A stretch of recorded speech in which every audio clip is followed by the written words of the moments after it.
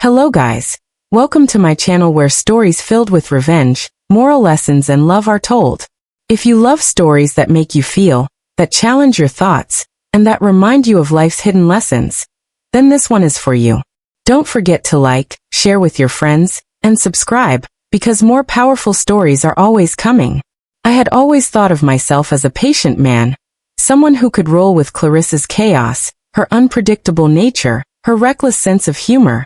She was the type of woman who believed that life was meant to be lived at the highest possible volume, no matter who got drowned out in the process. And for years, I let myself believe that her impulsiveness was a sign of passion, of zest.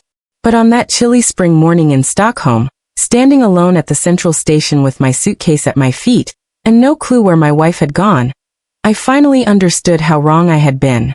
The day had started innocently enough. We'd flown in the night before, buzzing with excitement about exploring Sweden. I had planned out our route carefully, breakfast near the old town, a stroll through Gamla, maybe even a boat ride through the archipelago later in the day. But when I woke up, the bed beside me was empty. At first, I thought Clarissa was already downstairs at the cafe, impatient as always, unable to wait for me to catch up. Then I saw the message blinking on my phone. Hope you don't mind a little game. Let's see if you can find your way around without me. Consider it a test of your survival skills. Don't worry, it's all in good fun. See. I stared at the words half asleep, trying to understand if she was serious. A prank? On the first morning of our trip? I texted back quickly asking where she was, but no reply came. By the time I checked out of the hotel and dragged my luggage to the central station because she'd written something about me finding my way, I realized this wasn't a playful joke. This was abandonment dressed up as humor. Hours passed. I sat on the cold bench watching travelers with their families, couples holding hands, groups of students laughing as they boarded trains. I kept checking my phone, my emails, even my bank account in case Clarissa had booked something extravagant. But there was nothing. She was gone. The longer I sat there, the more the weight of years began to fall on me. I thought about our fights, the way she would dismiss my feelings with a smirk, calling me too serious whenever I pointed out that her antics had consequences. I thought about the dinners where she monopolized the conversation, turning everything into a performance, leaving me to nod and smile like a stagehand at her one-woman show. I thought about how she had gradually pulled me away from friends and family, insisting they were boring, until my world had shrunk to revolve solely around her unpredictable orbit. And yet I had always excused it. I told myself she was just spirited, that love meant compromise, that eventually she would mellow. But here I was, standing alone in a foreign country, humiliated by the realization that my wife's idea of affection was to disappear and leave me stranded like some forgotten luggage. I decided to walk, because sitting in that station any longer made me feel like I was slowly erasing. I wandered through cobbled streets, my suitcase rattling behind me. The air was crisp, the sky pale and beautiful in its Scandinavian way, but I couldn't enjoy any of it. Every corner reminded me of how thoughtless Clarissa had always been. She knew I hated being left hanging, hated feeling unprepared, and yet she leaned into it, again and again, because for her it was entertaining. By late afternoon, I found myself sitting by the water, watching ferries move in and out of the harbor. My phone buzzed again, and my heart leapt, thinking maybe she was finally ready to reveal herself. But it was only Tyler, my best friend back home, checking in on how the trip was going. For a moment, I considered lying, sending a cheerful photo, pretending that everything was fine. But the words came out before I could stop them. She left me, said it was a prank. I don't even know where she is. He called immediately. She what? Mason, that's not a prank. That's cruel. His voice cracked with anger on my behalf. Man, you've been putting up with her nonsense for too long. This is next level. Hearing someone else say it out loud made it real. For years, I told myself that if I just stayed patient, if I just loved her harder, she'd see how much I cared. But now, as I listened to Tyler curse under his breath, I realized how blind I had been. The evening bled into night. I found a modest hostel and checked in, dragging my suitcase into the small room. I lay on the bed, staring at the ceiling, trying to figure out what this all meant. Was she coming back? Was she waiting for me to beg, To chase after her like a dog, proving that I couldn't live without her? That's what it felt like, a test. But for the first time, I didn't want to play. I drifted into restless sleep, haunted by memories of Clarissa laughing at my expense, twisting every serious conversation into a joke, and making me feel like the punchline of my own marriage. Somewhere deep inside, anger began to stir. Not just at her, but at myself for letting it go on this long. When I woke up the next morning, I felt different. Still tired, still aching, but sharper somehow. I wasn't sure yet what I was going to do, but I knew this. I couldn't go back to pretending this was love. Not anymore.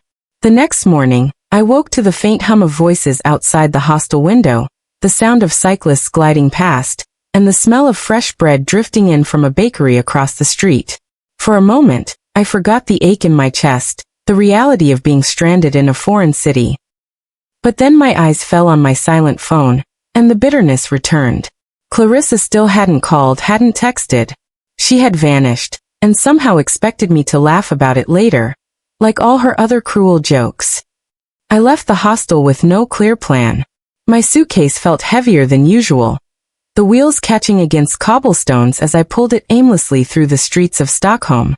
At some point, I found myself drawn toward the harbor again, watching boats sway gently as the morning sun sparkled across the water.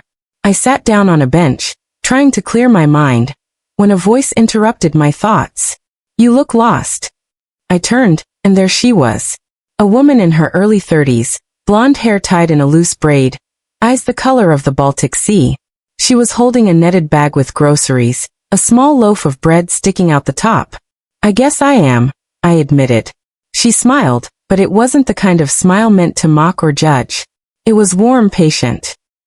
"Well, lost people in Stockholm usually end up here, near the water. It's a good place to think." "I'm Freya." "Mason," I said, feeling oddly compelled to shake her hand, though she was holding her bag. "What brings you here?" "Vacation." The word stung. I hesitated, then decided honesty was easier than inventing a cover. "I came with my wife. She left me here. Said it was a prank." Freya's brow furrowed. "She left you? As a prank?" I nodded. "Yeah. I'm still trying to figure out if I should be angry, or just embarrassed." She set her groceries down on the bench and sat beside me. In Sweden we have a word lagom. It means not too much, not too little. Balance. Fairness. What your wife did, that's the opposite of lagom. That's cruelty. Her words cut deep. For years I had tried to explain away Clarissa's actions as passion, playfulness, or spontaneity. But here was a stranger, someone who didn't know me, calling it what it was. Cruelty. Freya tilted her head. "Do you have somewhere to go? Someone here you know?" I shook my head. "No. Just a reservation for a hotel we were supposed to check into tonight, but I don't even know if she'll be there." "Then maybe," she said carefully, "you should stop waiting for her to appear. Sometimes we hold on so tightly to people who don't deserve us, we forget that letting go is also an option." We talked for a while longer, and something about her presence calmed me. She didn't pry, didn't pity me, just listened.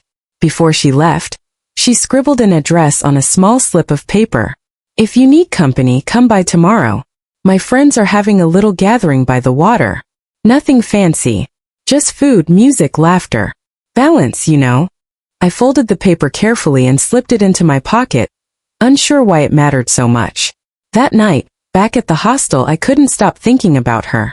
Not in a romantic way, not yet, but in the way you think about light when you've been stumbling in darkness. She was different from Clarissa in every possible way. No teatrix. No manipulation.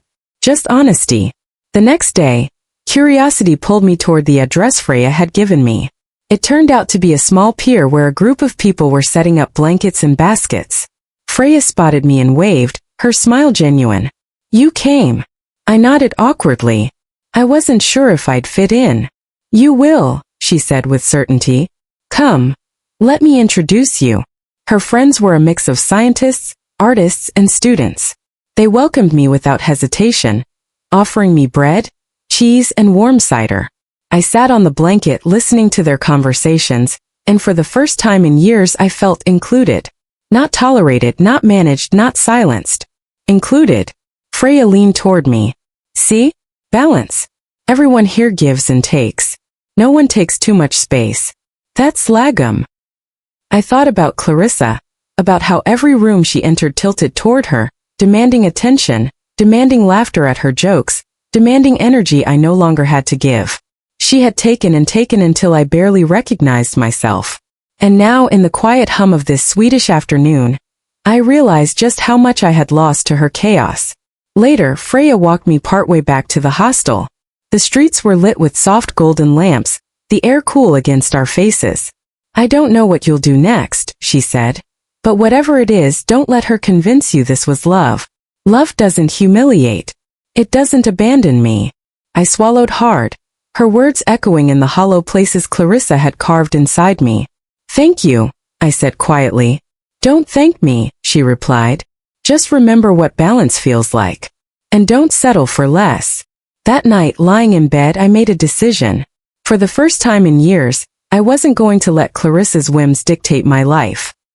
I didn't know what that meant yet, but I knew it started with saying no to being the punchline of her endless jokes. It was time to reclaim myself, even if I didn't yet know how. When I woke the next morning, the air in Stockholm felt different, as if the city itself was urging me forward. For years I had been paralyzed by Clarissa's whirlwind of demands, always scrambling to keep up, always apologizing for not being enough. But after meeting Freya, after feeling what it was like to sit in a circle of people who didn't expect me to perform or beg for approval, I knew I couldn't go back. Something inside me had shifted. Clarissa finally called that afternoon. I saw her name flash on my phone, and for a moment, my stomach twisted in the familiar knot of guilt and obligation. Against my better judgment, I answered. Well, look who survived, she said, laughing. I was starting to wonder if you'd figure out how to manage without me. Wasn't it hilarious? Her voice, dripping with arrogance, made my skin crawl. You left me stranded in a foreign country, I said, my tone sharper than I'd ever used with her before.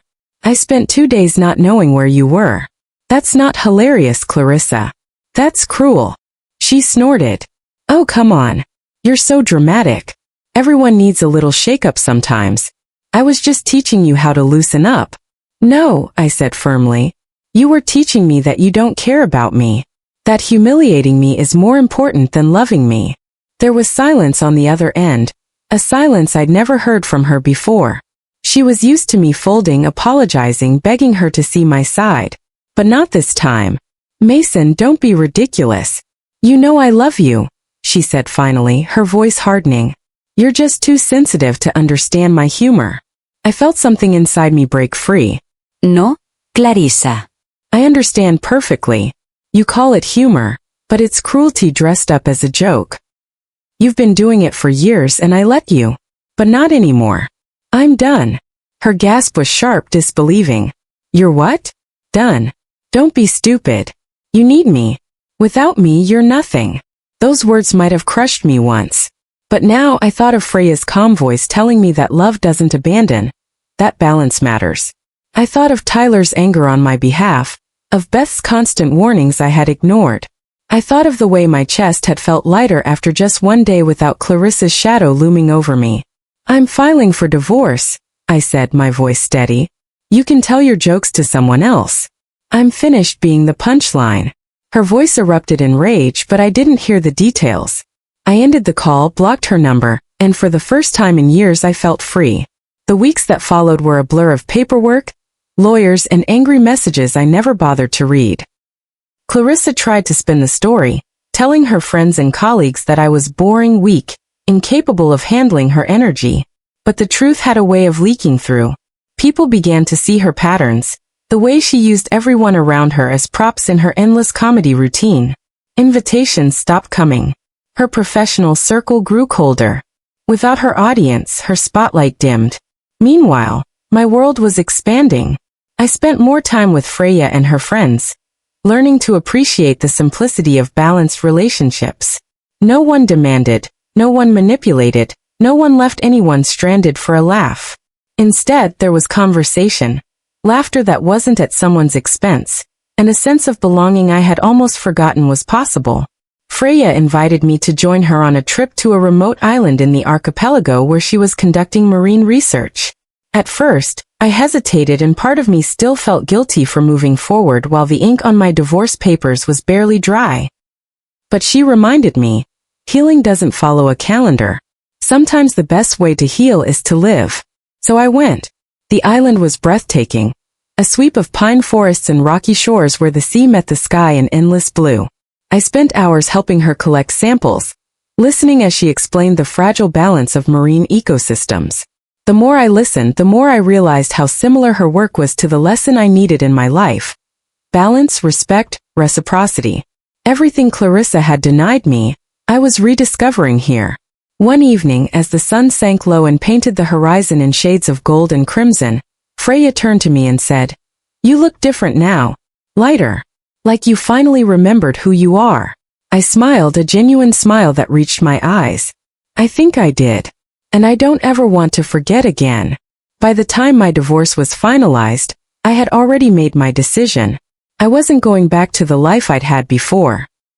When Freya's research team invited me to work as a consulting engineer for their climate projects, I accepted without hesitation. It wasn't just a job, it was a chance to rebuild my life with purpose, to contribute to something bigger than myself, to surround myself with people who believed in balance instead of chaos. Clarissa tried one last time to contact me, sending an email dripping with false sweetness. "I hope you're happy, Mason," she wrote. "But you'll never find someone as exciting as me." I didn't reply, because she was right in only one way: I would never find someone like her again. And that was exactly what I wanted. Standing on the deck of the research vessel months later, watching the Arctic waves crash against the hull, I felt a profound peace. Beside me, Freya laughed softly as the wind tangled her braid, and for the first time in my life, I felt what love was supposed to be. Not chaos, not humiliation, but balance, fairness, partnership. I had walked through the fire of humiliation and betrayal, but I had emerged stronger, clearer, freer. Clarissa's prank had been the end of one story, but it was also the beginning of another, far better one. And so, to everyone listening now, I'll say this: never let anyone convince you that cruelty is love, or that humiliation is just fun. Love doesn't leave you stranded. It doesn't laugh at your pain. Love is balance, trust, and respect. If you find yourself in a relationship that takes more than it gives, remember that you are allowed to walk away. You are allowed to choose peace. Because the greatest revenge against those who mistreat us isn't anger, or spite, or even shouting the truth for the world to hear. The greatest revenge is building a life so full of dignity, love, and balance that their absence becomes irrelevant.